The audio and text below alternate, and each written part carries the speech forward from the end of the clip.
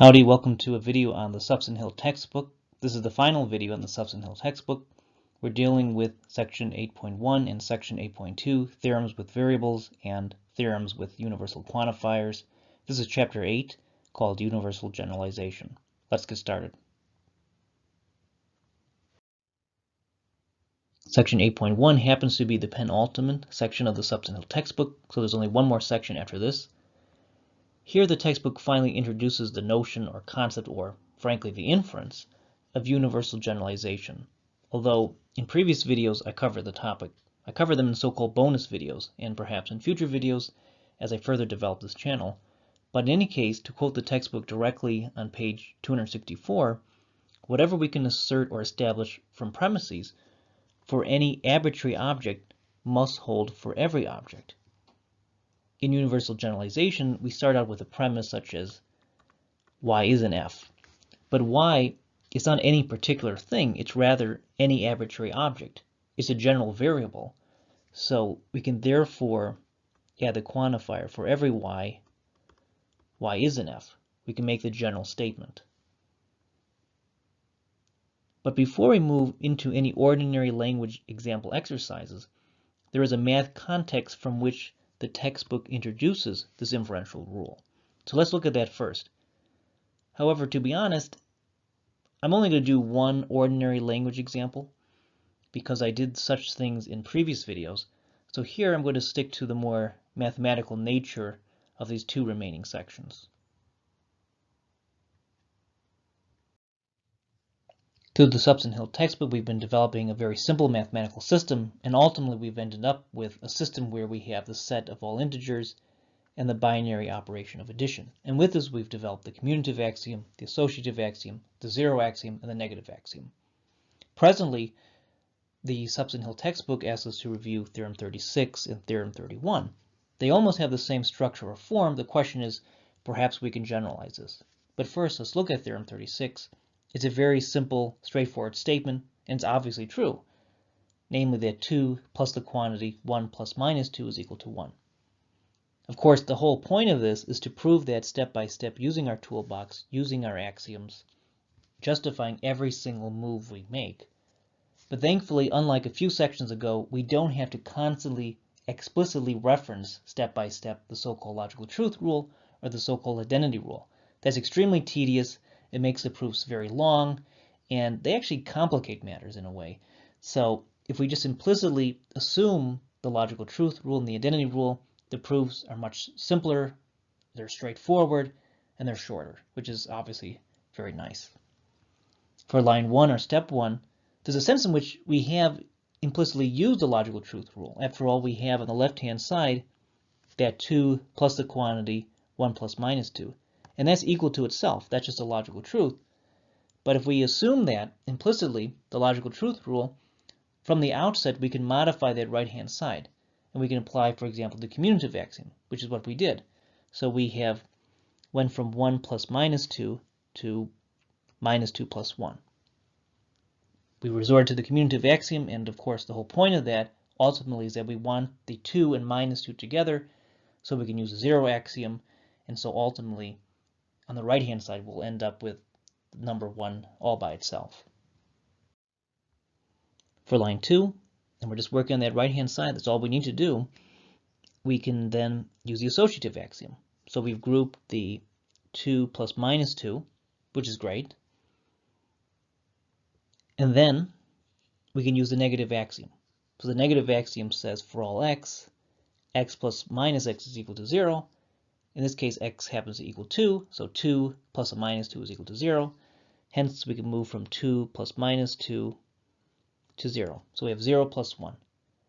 We can't use the zero axiom yet, however, because the zero axiom tells us that for all x plus 0 is equal to x. Okay. It does not say that 0 plus x is equal to x. Okay. We have to, do what the axiom says. So for line 4, we use the commutative axiom. So we go from 0 plus 1 to 1 plus 0. And now the zero axiom can be used to get that 1. So we've justified that statement. And for theorem 31, we have 1 plus the quantity 2 plus minus 1 is equal to 2. So what do we do?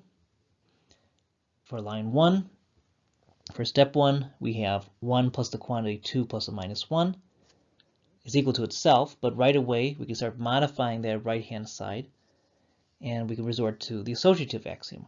So now we have the 1 plus 2 grouped together, and the point, just like before, obviously is to group the 1 and minus 1.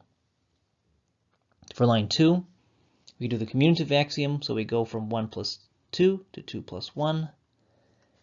And then the associative axiom, we can group the 1 plus the minus 1. For line 4, we can then resort to that negative axiom. 1 plus a minus 1 is just 0, so now we have 2 plus 0. And so for line 5, we can get our 2 with the 0 axiom because, of course, 2 plus 0 is equal to 2. But they're very similar because if you look, here on Theorem 36 we have this 2. For Theorem 31 we have this 1. For Theorem 36 we have this 1. We have this 2. So the 1s and 2s are just flipped, right?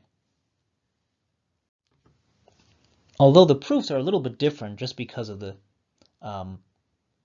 groupings had to be necessarily a little bit different. So the question is, can we generalize this? For example, could we not say that x plus the quantity y plus minus x is equal to y? Because that matches the form of Theorem 31. It matches the form of Theorem 36. And in fact, we can prove that statement. We can prove that x plus the quantity y plus minus x is equal to y. There's no problem there. We have the tools already to do that. And in fact, the proof structure will match Theorem 31's proof. However, there's a big catch here. There's a big problem. This won't really help us unless we instead have a generalized statement. That is, we must say, for all x, for all y, x plus the quantity y plus minus x is equal to y. In fact, if you think about it, when we talked about the associative axiom or the commutative axiom or the negative axiom, etc., we always talked about very generalized statements. They all had quantified variables. So if we want to prove general statements, we definitely need the universal generalization rule. We need that type of inference. We need that in our toolbox to prove generalized statements. And so, in the next slide, let's do that. Let's prove this very generalized statement. So we have the statement for all x, for all y, x plus the quantity y plus minus x is equal to y. We want to prove this through the various techniques we've developed with the help of the Suppes and Hill textbook. And like I said, this proof is very similar to the proof of Theorem 31. So for line 1, we can simply say that x plus the quantity y plus a minus x is equal to something. We could modify that right-hand side. We want to group the x's together, so let's do the associative axiom to start with. We can get the quantity x plus y in parentheses, and then we have our plus minus x. So this is the associative axiom, with x being x, y being y, and z being minus x. For line 2, we can do the commutative axiom. We could resort to that to get y plus x in parentheses.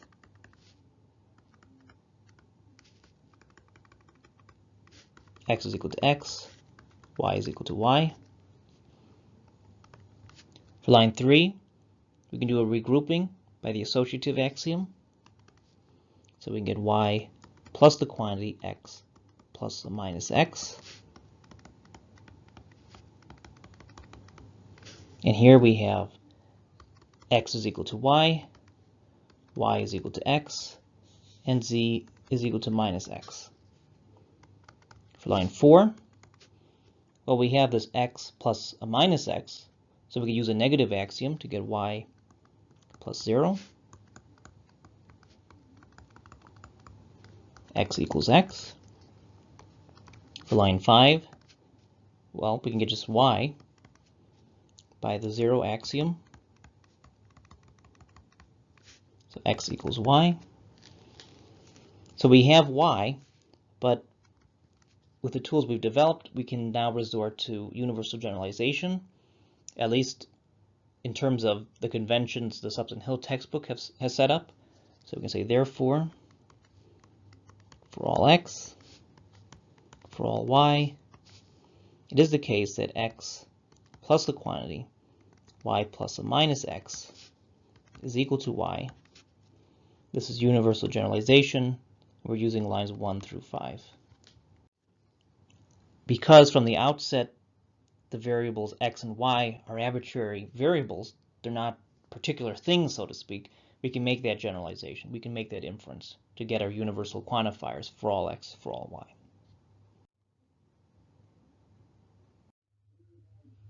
We are, of course, dealing with predicate logic, first order predicate logic, and one of the major rules of inference is universal generalization, or UG, which has been covered in previous videos, in so-called bonus videos. So I don't want to focus too much on the arguments that require universal generalization in a verbal sense, so to speak. Nevertheless, on page 266 of the textbook, exercise 1A, you have many arguments of this form. For example, number 4. But these I've covered in so-called bonus videos, so I don't want to focus too much on them. But I will do this one, perhaps one might say, as a review. But I want to jump back after this into the more mathematical stuff. But it's a good argument, it's an interesting argument, and it's a good review because it does require universal generalization. If you have an arbitrary variable, you can engage in universal generalization. You can add a quantified variable. And this is one of those arguments that does require that. We're told that all logicians are clever persons. No clever persons are easily fooled. Therefore, no logician is easily fooled. Intuitively, it seems valid, but we want to prove that with predicate logic. So let's translate this into symbolic logic. So for line 1, we have all logicians are clever persons. So we can say for all x, because it's a universal affirmative proposition, so we'll say for all x, if x is a logician, then x is a clever person. Premise 2, we have no clever persons are easily fooled. This is a universal negative proposition. We have for all x, if x is a clever person, then it is not the case that x is easily fooled. And the conclusion is therefore no logician is easily fooled. It's a universal negative proposition. So for all x, if x is a logician, then it is not the case that x is easily fooled. We're going to have to instantiate our first two premises. Hence for line 3, we'll remove the universal quantifier. We can just get Lx arrow Cx by the universal instantiation of line 1. Likewise, we can get Cx arrow not Fx by the universal instantiation of line 2. We have a hypothetical syllogism. If Lx, then Cx, but if Cx, then not Fx. Hence, we have Lx arrow not Fx by the hypothetical syllogism, lines 3 and 4. X happens to be any arbitrary thing, so we can generalize. So for 6, we can say therefore, for all x, Lx arrow not Fx by the universal generalization of line 5. So it's a good simple argument. You can do it in predicate logic. You could also do it, by the way, with old-style Aristotelian scholastic logic. But let's jump back into the more mathematical types of arguments. Argument number 11 is obviously mathematical. First premise, we have for all x, for all y, for all z, if x is greater than y and y is greater than z, then x is greater than z. Second premise, for all x, x plus 1 is greater than x, and our conclusion is therefore for all x, x plus 3 is greater than x. So what should we do here? We're going to have to instantiate. So we can work on the first premise first. Then the question is, what do we instantiate for x, for y, and for z? The second premise has x plus 1. So I suspect that we're going to have to instantiate x plus 1 in for the x. Actually, I take that back. The x plus 1 will instantiate for y, and we will instantiate x plus 1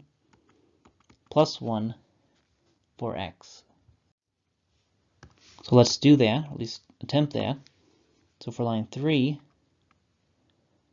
so we're going to instantiate parentheses x plus 1, close parentheses, plus 1 is greater than x plus 1, that's for y, and so we have a y again, so x plus 1, that's greater than z, and for z we'll just instantiate x.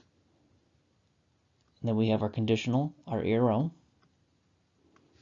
We have an x, so we have the quantity x plus 1 is greater than z, and we're instantiating an x. So this is just universal instantiation. We have x is equal to x plus 1, y is equal to x plus 1, and z is equal to x. We should then instantiate our second premise, and this is going to be useful because an x plus 1 is greater than x, that appears right here. And so eventually we should be able to do a modus ponens inference. So for line 4, we will say x plus 1 is greater than x by the universal instantiation of line 2, where x is just equal to x. We want to go beyond that, though. We also want to instantiate another thing from line 2. We can instantiate this right here, the x plus 1 is greater than x plus 1. So then for line 5, we can instantiate x plus 1 in parentheses plus 1 is greater than x plus 1. Universal instantiation, line 2, x equals x plus 1. Then we can combine lines 4 and 5. So for 6, we'll say parentheses x plus 1, close parentheses, plus 1 is greater than x plus 1, and x plus 1 is greater than x. This is just the conjunction of lines 4 and 5. And this is exactly the antecedent in line 3. Thus, for line 7, we can get x plus 1 in parentheses plus 1 is greater than x by modus ponens, lines 3 and 6. For line 8, we can use the associative axiom on line 7 to say x plus the quantity 1 plus 1 is greater than x. So this is just the associative axiom. X is equal to 1. No, sorry, x is equal to x. Yeah, so y is equal to 1. Okay, and z is equal to 1. And then for 9, we can get x plus 2 is greater than x by the definition of 2. We have this x plus 2 is greater than x, so we're going to want to instantiate once again line 2, but this time with x plus 2 is greater than 2. Or more precisely, I should say, x plus 2 will be the value for x. We're going to instantiate that input. So for 10, we can say x plus 2 parentheses plus 1 is greater than x plus 2, universal instantiation, line 2, x is equal to x plus 2. And likewise, we should instantiate line 1 again, but this time we want to instantiate x plus 2 plus 1 for x, x plus 2 for y, x for z. So for line 11, we can get the quantity x plus 2 plus 1 is greater than x plus 2, and x plus 2 is greater than x, arrow,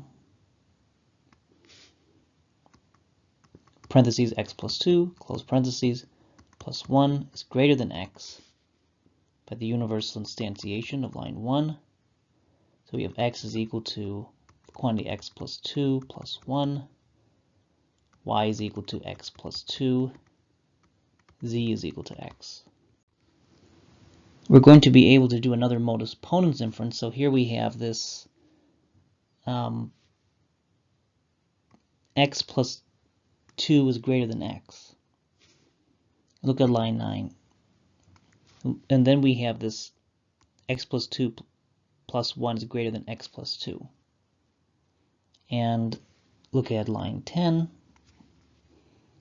And so for line 12, we'll just combine them.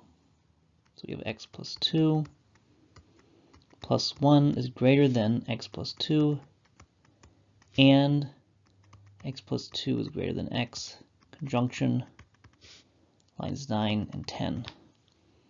And then we can do our modus ponens.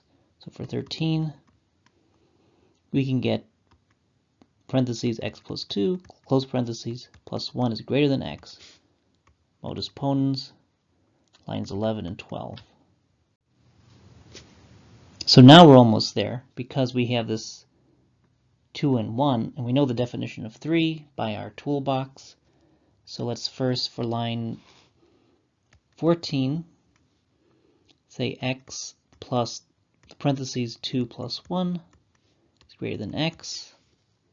So that's the associative axiom. X is equal to x, y is equal to 2, z is equal to 1. Line 15, we can say x plus 3 is greater than x by the definition of 3. We're dealing with general variables, arbitrary variables, so to speak. So for 16, therefore, for all x, x plus 3 is greater than x. But the universal generalization, 15, and that's the proof. All of this has been leading up to theorems with universal quantifiers, so section 8.2 concludes with this topic. Universal generalization allows proofs of a general nature.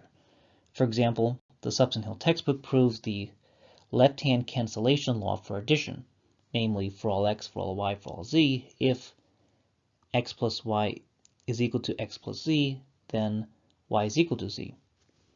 For a concrete example, say we have 3 plus y is equal to 3 plus 4. If that's the case, then obviously y is equal to 4. That law can prove this law. So that is to say, if we prove the so-called left-hand cancellation law for addition, we then can derive for all x minus a minus x is equal to x. That is, a negative of a negative is a positive. And so on and so on. We can prove all sorts of theorems. The point is, with our simple mathematical system, we can derive various general laws or theories. We can derive theorems with universal quantifiers. We can make general statements, not just particular statements. On the one hand, we have a very straightforward algebra problem here. X plus y is equal to x plus z. We can easily solve for y. For example, we can say y is equal to parentheses x plus a minus x, close parentheses, plus z. And then we can simplify y is equal to 0 plus z, y is equal to z plus 0, y is equal to z, something like that. So we can easily derive y is equal to z based on this given equation. But how can we prove that with our toolbox? So it'll be a little bit more complicated. For example, we can't just, so to speak, subtract both sides of the equation by some variable. That's not in our axioms, that's not in our toolbox. So we have to do a little bit more work here. But it certainly can be done. So we have for all x, for all y, for all z, if x plus y is equal to x plus z, then y is equal to z. It's a conditional.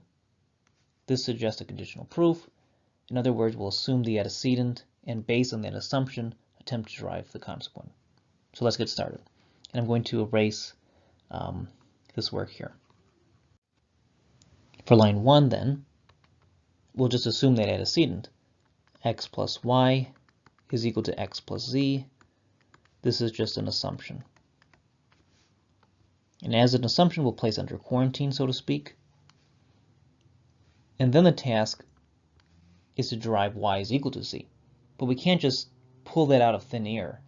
We have to work with our assumption, and we have to work with our various axioms. But the good news is, with these various axioms, we can instantiate various variables.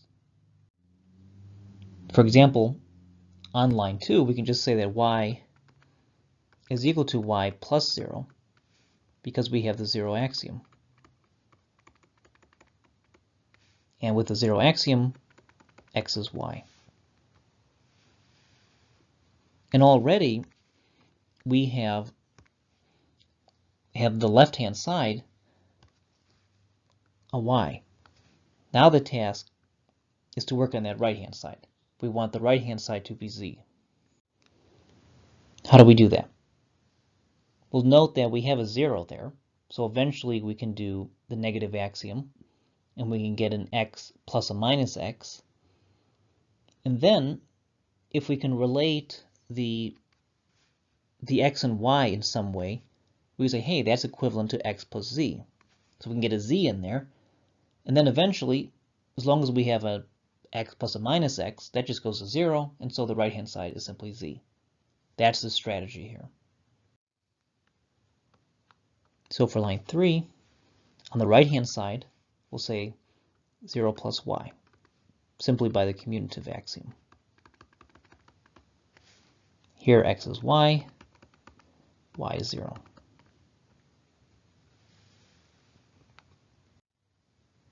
For line 4, we can now make use of the negative axiom because we have a 0. So we can, so to speak, plug in x plus or minus x. So for line 4, on the right-hand side, we can say parentheses x plus or minus x, close parentheses, plus y, by the 0 axiom, and x. Okay, I'm sorry, it's not the 0 axiom. I get those confused sometimes. Why would I think it's that one? Well, because of a minus x, I think. Okay, it's the negative axiom, not the 0 axiom. Okay, so let's say, sorry, the negative axiom with x being x. Yeah, so that makes sense. X plus or minus x is equal to 0. That's the negative axiom. We're going to want the x and y together, so before that, we have to, for line 5, make use of the commutative axiom, so we can have minus x plus or y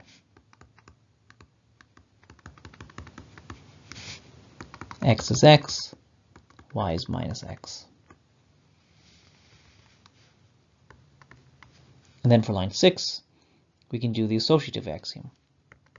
So now we have x minus x plus x plus y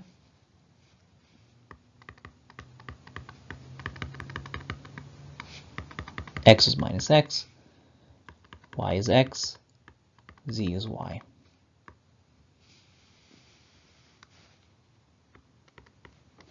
Line 7. Well, now we have this x plus y. Like I said, that's just identical, according to our assumption, to x plus z. And that's good because we still have a minus x and an x, But now we have that z in there. That means we'll get a 0 and a z, and then finally a z alone. So for line 7, on the right-hand side, we have minus x plus parentheses x plus z, close parentheses. We can just say this is line 1. That's how the textbook does it, but we can also just say this is the identity rule, lines 1 and 6.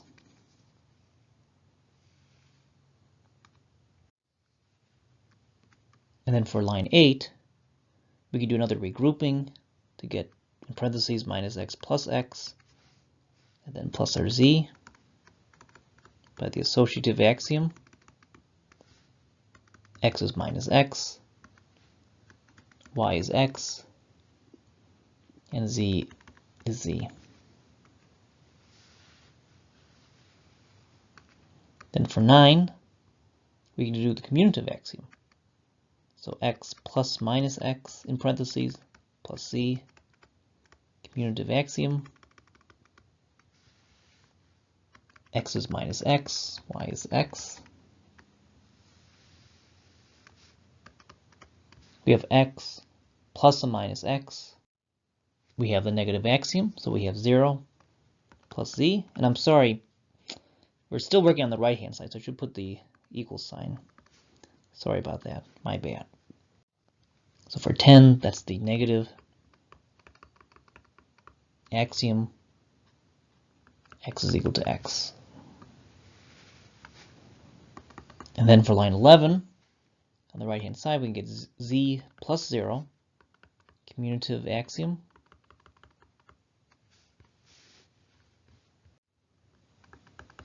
X is 0, y is z. For line 12, so we have z plus 0. Well, that's just a z by the 0 axiom. X is z. And so, line 2, we have this y on the left-hand side. Line 12 on the right-hand side, we have a z. This is based off the assumption. Hence, for line 13, outside of quarantine, so to speak, we're outside our conditional proof. We can say if x plus y is equal to x plus z, then y is equal to z by our conditional proof with lines 1 through 12. These are general variables, hence we can engage in universal generalization. So for line 14, therefore it follows for all x, for all y, let me write that a little better, for all x, for all y, for all z, well, maybe won't write too much better, but I'll try at least. X plus y is equal to x plus z, arrow. Yeah, I just don't have much room here. Y is equal to z. And that's just universal generalization from line 13. And that's the proof for theorem 1. To prove theorem 2, a negative of a negative is a positive, we will resort to theorem 1, which we proved in the last slide. That is for all x, for all y, for all z, if x plus y is equal to x plus z, then y is equal to z. We have our toolbox, we have various axioms, we can instantiate those axioms. Hence for line 1, we should just resort to the negative axiom. We can say that x plus or minus x is equal to 0 by the negative axiom, and we instantiated x being x. And then we can work with that line. We can flip the positive and negative x to get minus x plus x is equal to 0 by the commutative axiom, with x being x and y being minus x. For line 3, we can make use of the negative axiom again, but this time let's instantiate x being a minus x. Hence we get minus x plus a minus minus x is equal to 0.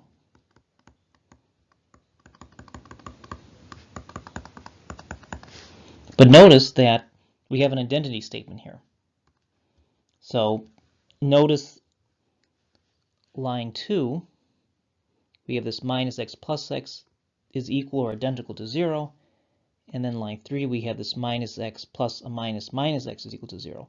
Hence, this statement and this statement are identical.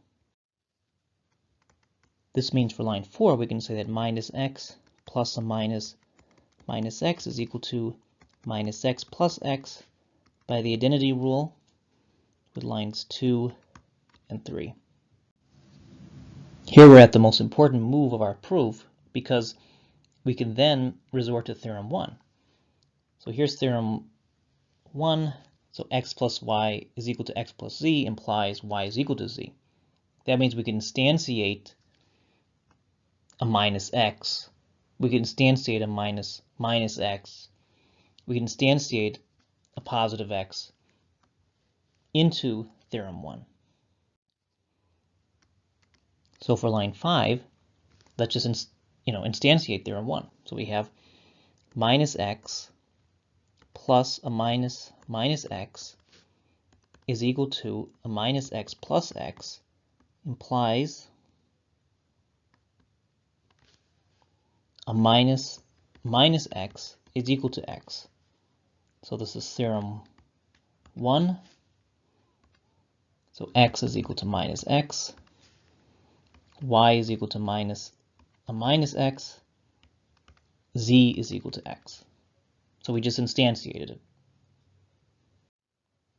We can do a modus ponens inference because we have that antecedent, right, on line 4. So for line 6, we can say minus a minus x is equal to x by modus ponens, lines 4 and 5. X is a general variable. It is an arbitrary variable, so we could add a quantifier. So for line 7, so therefore, for all x, minus a minus x is equal to x by the universal generalization of line 6. And that concludes that proof. We have now worked our way through the entire textbook, First Course in Mathematical Logic by Patrick Suppes and Shirley Hill. I hope these videos have been somewhat interesting, somewhat useful, somewhat helpful, and perhaps we will meet again. Thank you so much for watching.